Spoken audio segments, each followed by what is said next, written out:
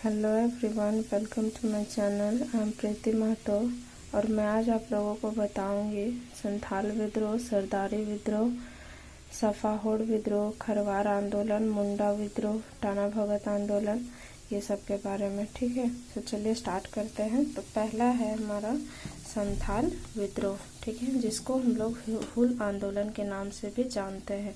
ठीक है, जो कि स्टार्ट हुआ था 1855 में और कब तक चला था तो 56 तक। ओके, सो जनजातीय विद्रोहों में संथाल विद्रोह सबसे जबरदस्त था, मतलब सबसे खतरनाक था। ठीक है, इस विद्रोह को हुल आंदोलन, संथाल हुल आदि कई नामों से जाना जाता है। ओके, संथाल विद्रोह के प्रेरणा सिद्धू कान्हू थे। इसमें इनके भाई चांद व भैरव तथा बहन जो थी झानो व फूलो। बहन भाई कौन थे? तो चांद और भैरव, और बहन झानो और फूलो ने महत्वपूर्ण भूमिका निभाई थी। ओके, संथाल विद्रोह का प्रमुख कारण अंग्रेजी उपनिवेशवाद और उसमें निहित शोषण, बंगाली एवं पहाड़ी महाजनों तथा साहूकारों का शोषण था। ओके, आगे यह विद्रोह गैर आदिवासियों को भगाने, उनकी सत्ता समाप्त कर अपने सत्ता स्थापित करने के उद्देश्य से छेड़ा गया था। ओके, जून 30, 1855 को भगनाडीह में 400 आदिवासी गांव के लगभग 10,000 आदिवासी प्रतिनिधि इकट्ठे हुए और सभा की। ओके, सभा के इस सभा में अपना देश और अपना राजा का नारा दिया गया। इसे साकार करने हेतु बाहरी लोगों को यहाँ से भगाने के लिए खुला विद्रोह करने का निर्णय लिया गया। ओके, इस सभा में सिद्धू को राजा, कान्हू को मंत्री, चांद को प्रशासक, भैरव को सेनापति चुना गया। ओके, उसके बाद 7 जुलाई 1855 को प्रारंभ इस विद्रोह को दबाने हेतु जनरल लायर के नेतृत्व में एक फौजी टुकड़ी भेजी गई।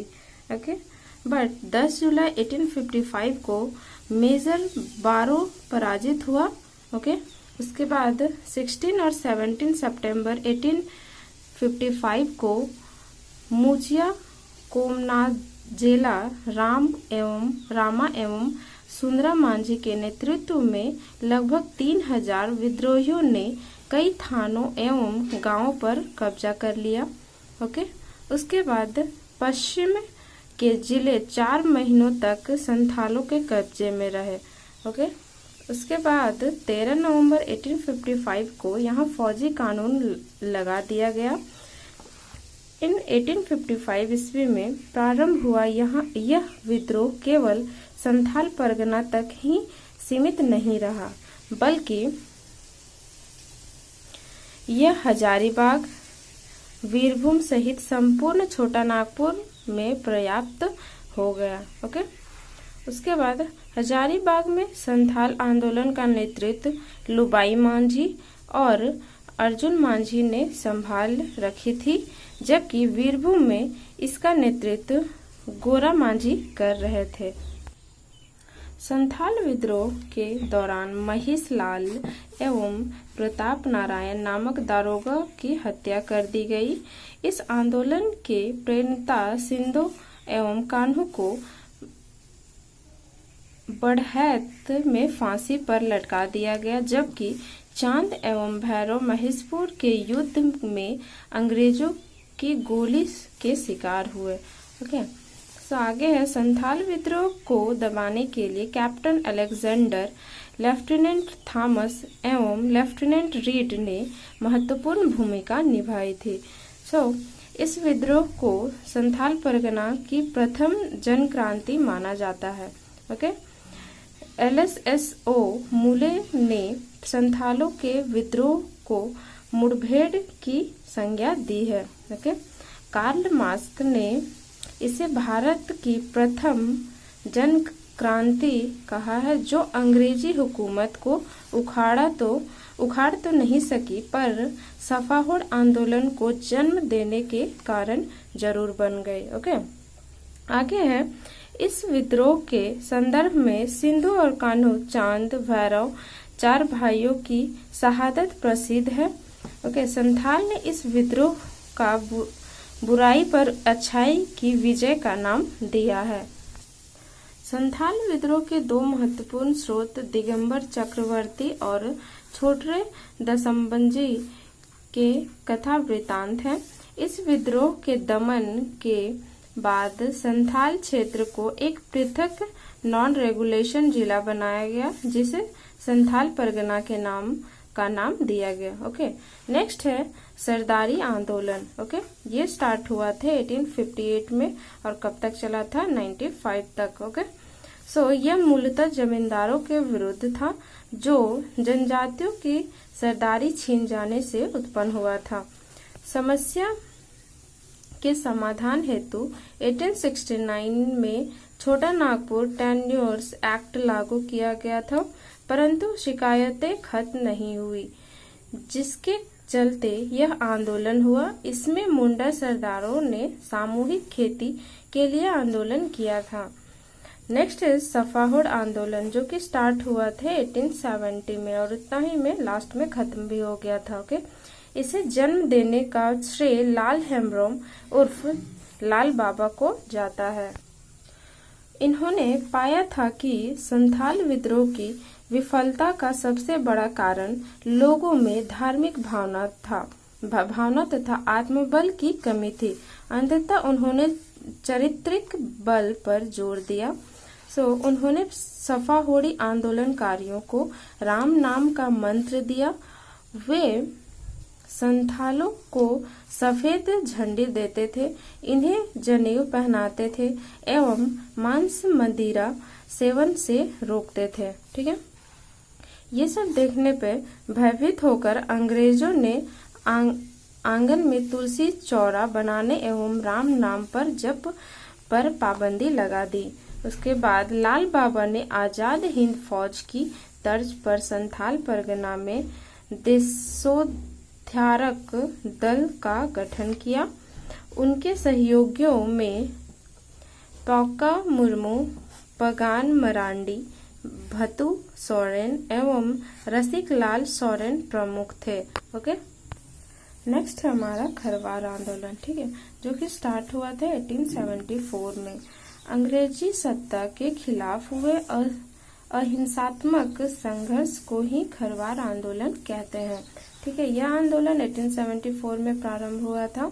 ओके, इसके नायक थे भागीरथ मांझी। ओके, इसका स्वरूप सफाहोड़ आंदोलन से किसी रूप में अलग नहीं था, जो बाद में के दिनों में अपने असली रूप में प्रकट हुआ। इसे मुरवार करने का श्रेय राजमहल के भगवान दास एवं दुमका के लंबोदर मुखर्जी को जाता है। ओके, भागीरथ मांझी ने अंग्रेजी शासन के प्रति असहयोगात्मक नीति अपनाई थी एवं खुद को बौंसी गांव का राजा घोषित कर जमींदारों एवं सरकार को लगान नहीं देकर खुद लगान प्राप्त करने की पद्धति चलाई थी। ठीक है, तो भागीरथ मांझी का जन्म गोड्डा जिले के तलहीरा गांव में हुआ था, जहां इन्होंने पीठ की स्थापना की थी। इनको असहयोग से जुड़े पहलुओं को ही बाद में गांधी जी ने प्रयोग में लाया।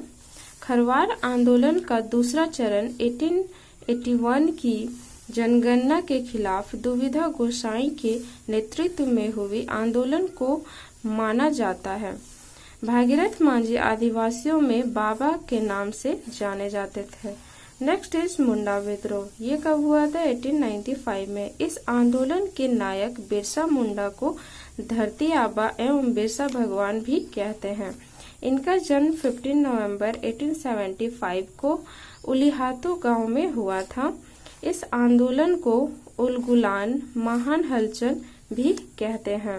ओके, आगे है, यह आंदोलन राजनीतिक, धार्मिक एवं सामाजिक उद्देश्यों से प्रेरित था एवं परिणाम की दृष्टि से अंग्रेजी शासन के खिलाफ हुए जनजातीय आंदोलन में सर्वाधिक प्रभावशाली एवं प्रसिद्ध हुआ।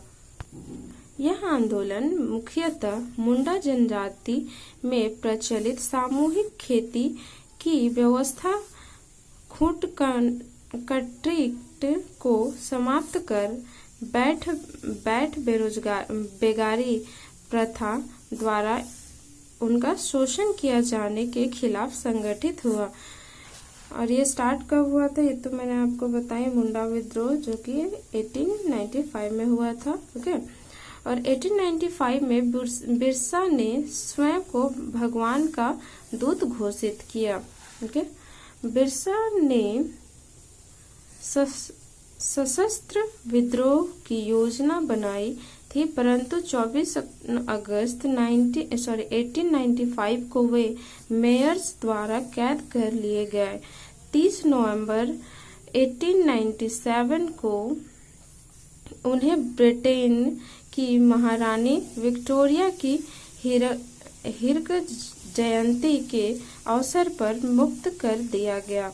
ओके, आगे डुम्बारू बुरु में बिरसा ने अपने विश्वास पात्र लोगों, मंत्रियों और प्रतिनिधियों की एक सभा बुलाई, जिसमें 25 सितंबर 1899 को विद्रोह करने का निर्णय लिया गया। ओके, उसके बाद 25 सितंबर 1899 को खूंटी, रांची, तमाड़, बसिया, चक्रधरपुर आदि जगहों पर इनके नेतृत्व में आंदोलन हुआ। इन्होंने दोनका मुंडा को राजनीतिक एवं सोमा मुंडा को धार्मिक एवं सामाजिक मामलों का प्रमुख बनाया। इनके प्रमुख सहयोगी गया मुंडा थे, जिन्हें सेनापति नियुक्त किया गया था। ओके, जोहन मुंडा, रीढ़ा मुंडा, पंडो मुंडा, टिपरू मुंडा, डेमका मुंडा, हाथेराम मुंडा आदि को बिरसा ने सलाहकार के रूप में प्रयोग किया। ओके, आगे है खूंटी, तोरपा, बुंडू, कर्रा, रांची, सिसई, बसिया आदि क्षेत्रों में बिरसा सैनिक सक्रिय थे। बिरसा आंदोलन का मुख्यालय कहाँ था? खूंटी में। इस आंदोलन को भी सरदारी आंदोलन माना जाता है। इस विद्रोह के समय रांची का उपायुक्त स्ट्रैटफील्ड थे। 3 फरवरी 1900 ईस्वी को बंदगांव के जगमोहन सिंह के आदमी वीर सिंह महली आदि ने 500 रुपए इनाम के लालच में बिरसा मुंडा को गिरफ्तार करवा दिया। बिरसा मुंडा की मृत्यु 9 जून 1900 को रांची जेल में हैजा से हुई। बिरसा आंदोलन के परिणाम स्वरूप 1902 ईस्वी में गुमला को एवं 1903 ईस्वी में खूंटी को अनुमंडल बनाया गया। 11 नवंबर 1908 को छोटा नागपुर काश्तकारी अधिनियम लागू किया गया। नेक्स्ट इज टाना भगत आंदोलन, जो कि हुआ था 1914 में। ओके, यह आंदोलन 1914 में जतरा उरांव के नेतृत्व में एक धार्मिक पंथ के रूप में शुरू हुआ, जिसमें एकेश्वरवाद, मांस मदिरा एवं आदिवासी नृत्य पर पाबंदी और झूम खेती की वापसी की वकालत की। ओके, उसके बाद इस आंदोलन को बिरसा आंदोलन का ही विस्तार माना जाता है। इस आंदोलन का मुख्य क्षेत्र घाघरा, विष्णुपुर, चैनपुर, रायडी, सिसई, कुडू, मांडर आदि थे। इस आंदोलन का नेतृत्व मांडर क्षेत्र में शिबू, घाघरा में बलराम भगत तथा विष्णुपुर में भीखू भगत ने इस आंदोलन का नेतृत्व किया। सिसई थाने की देवमनिया नामक महिला ने इस आंदोलन में सराहनीय भूमिका निभाई थी। 1916 ईस्वी में जतरा भगत को 1.5 वर्ष की सजा हुई। 1917 में जेल से रिहा होने के 2 माह के अंदर ही उनका आकस्मिक निधन हो गया। इस आंदोलन में अहिंसा को संघर्ष के अमोघ अस्त्र के रूप में स्वीकार किया गया। इस आंदोलन के तीसरे चरण के अंतर्गत टाना भगत ने महात्मा गांधी के नेतृत्व में राष्ट्रीय आंदोलन में भाग लिया। 1921 ईस्वी में महात्मा गांधी द्वारा चलाए गए नागरिक अवज्ञा आंदोलन में टाना भगत ने सिद्ध भगत के नेतृत्व में भाग लिया। आगे टाना भगतों ने 1922 में कांग्रेस के गया तथा 1923 में नागपुर अधिवेशन में भाग लिया। 1940 में रामगढ़ अधिवेशन में टाना भगतों ने महात्मा गांधी को 400 रुपीस की थैली भेंट की थी। टाना भगत आंदोलन इसकी शुरुआत कब हुई थी? 1914 में। स्थान कौन सा था? तो छोटा नागपुर। विद्रोही जनजाति उरांव भगत, पुजारी वर्ग, ठीक है। नेतृत्व करता थे जतरा भगत, शिबू भगत, बलराम भगत और भीखू भगत, ओके। और जतरा भगत का जन्म कब हुआ था? 1888 में। और कहाँ हुआ था? चिंगरी नावा टोली, बिशुनपुर प्रखंड, गुमला। और पिता का नाम क्या था? कोडलूराव। और माता का नाम था लिब्री, ओके। आज के लिए इतना ही। Thank you so much guys. अगर वीडियो आप लोगों को अच्छा लगे तो लाइक एंड सब्सक्राइब जरूर करें। Thank you.